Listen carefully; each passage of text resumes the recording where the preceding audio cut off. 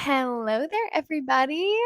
I figured I'd get on here and make us another video. I wanted to talk to you today about expanding your seed stash for pennies. Okay.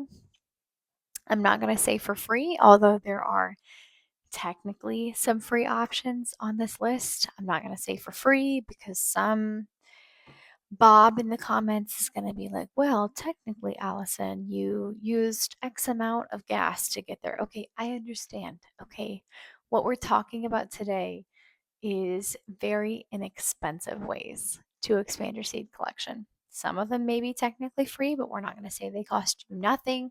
We're going to say they are obtainable for most individuals. Okay, so we don't do scams on here. We do not do scams. Number 3 and 4, I actually have never heard anybody on YouTube talk about before. Maybe these videos exist and I just have not seen them, but I have not seen any bigger channels talking about these seed obtaining methods. And so, what I want to do today, give us a little walkthrough of how we can expand your seed stash without breaking the bank. If you're here and you're watching this video, you probably already know why you want a seed stash. Okay, you know that. You know that you want a seed stash in 2026 because that is what you need for food security in case anything happens. In case anything happens with our food supply, it's good to be prepared. You also just want to get used to growing as many plants as humanly possible, and that requires growing them from seed. And so this is going to be how I grew my seed stash. Now my seed stash is behind me. Okay, this island behind me is full of seeds. Actually, every box on that island is chock full of seeds. A lot of them I have saved from my garden myself. I have purchased from Baker Creek. I have purchased from Botanical Interests. And probably roughly half of them I have obtained in one of these really super cool ways we're going to talk about. And actually, most of my flower collection is from suggestion number 3. So you're going to want to stick around for this. This is not information that I hear people talk about all the time. So I'm going to try to put timestamps in the comments so that you can easily navigate this video. If you are a more seasoned gardener, maybe suggestions number 1 and 2 don't maybe interest you as much, but I will make sure to put timestamps so that you can navigate through this video to find things that bring value to you. Okay, let's get started. Suggestion number 1, the dollar store. Okay, I love the dollar store. Recently, my dollar store nearby me got a price increase, but it is still a really good deal. We've got 3 packs of seeds for $1.50, works out to be 50 cents a pack. And I'm not feeling sad about that in any way. I feel like their seeds have always given me good germination rates. I've been able to share their seeds with other people. They grow every single time. I have never had a problem. Actually, the only time I've ever been successful growing lavender from seed was from dollar store seeds. I just would not have expected that. I buy a lot of um higher end seeds. And so I was really shocked when these, low end seeds did better for me than some of the seed packs that I've gotten from these pricier brands. The dollar store, that is like my number one. Okay, you can go in there. You can, once a week purpose it, while it's springtime to just go in there and pick up a few packs of seeds. It will not break your bank. And you will be able to leverage these seeds for option number 3, which I'm going to talk about in a little bit. But the next option that we have here is the seed library. If you have a seed library in your town, you'll be able to know because you can type it into Google and you can Google something like seed library, and it should be through your public library program. But some people have started seed libraries out of their home or their business just because they see a need. And so you can type that into Google and find out who in your region might be having a seed library. The concept is really simple.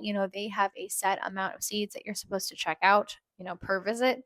And you follow those rules, take them home with you. And then if you can, at the end of the season, go ahead and save seeds from what they have given you. I have used this program many times at my local library. They allow me to check out about 2 packs per visit. And so, what I'll do, I'll go, I'll find something I don't have. I will save seeds from it at the end of the season, and I will likely give them, tenfold of whatever they gave me so that other people can go and grow these varieties.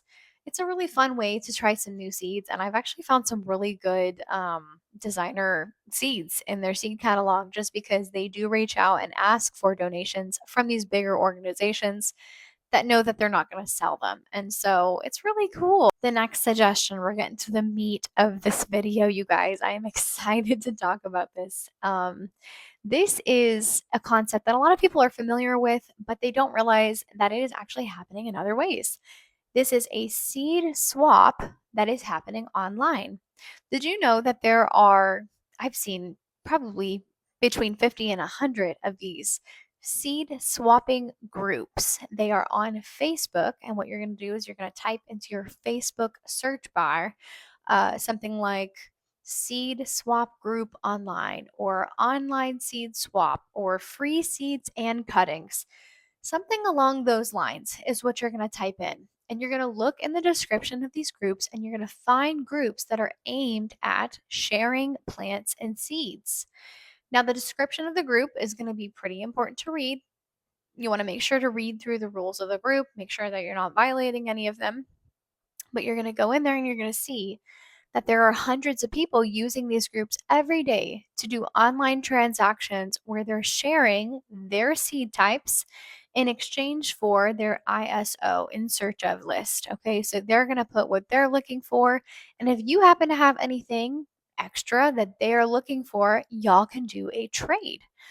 One type of advice, that I give for using these programs is, just be really careful. Just have like your wits about you. Make sure that you're not doing trades with people who made their Facebook page yesterday. Don't give your address out to those people, if they don't seem to be a legitimate, profile.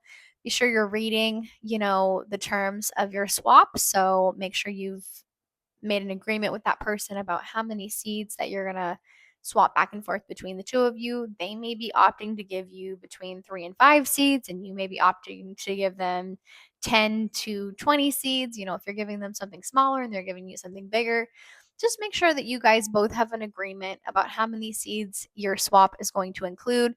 And be sure that when you're mailing the seeds to that person, that you are paying attention to postage laws. So some of these may require you to get a special stamp, or it may even require 2 stamps. That's the most that I've ever paid when I was swapping seeds with people, was like 2 postage stamps.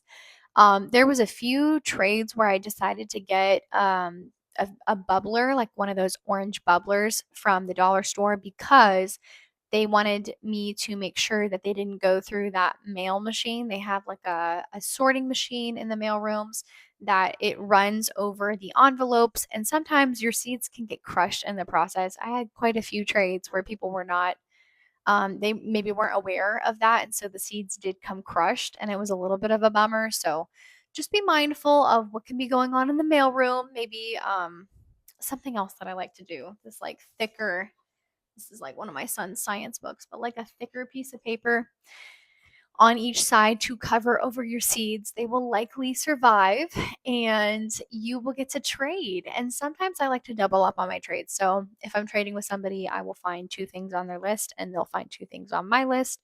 We will make that little trade. Just makes it more worth it for the postage, but postage is quite cheap. And so I find this to be an effective way to get to try new varieties, try fun things. I don't need their entire pack of seeds. They don't need my entire pack of seeds. And, we get to share and try new things together.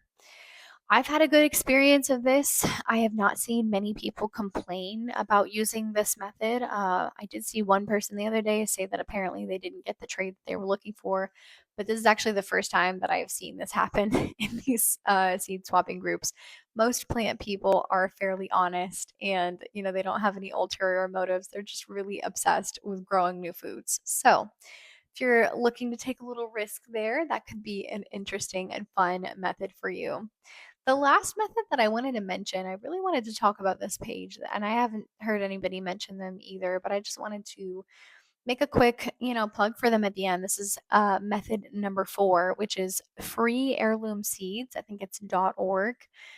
I will locate their website and put some pictures up in here, but they are really cool. This is the website I'm talking about right here. When I first found out about these guys, it was kind of an older website, and so I just wasn't really sure if it was like a scam or, if there was real human beings manning this page, but I figured, it was $20 for every 30 seed types. And what you're paying for is not actually the seeds themselves. These seeds are free, but what you're paying for is, about $2 for the shipping. They're going to send it to you in a bubbler. And you're also paying a little bit for labor because it's, individuals running this out of their house, and they do need to be compensated for their time. I mean, they are filling a lot of orders each day. And so what they do is they take donations of these, free heirloom seeds, these free heirloom seed types, and they have what was so impressive to me. They have even more seeds than when I ordered from them, but they have like pages and pages that you can scroll through of these options of seed types.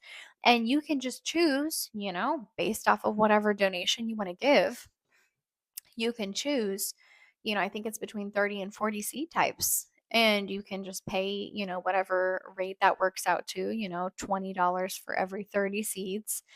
And I think I want to say at the time that I chose, like I did it like a $25 donation. But I was really excited to try some of those seed types, and it worked out really beautifully because I got to share these with some of my friends and some of my people that were gardening with me at my community garden. It was just a really cool way to try new plants, and I was really appreciative.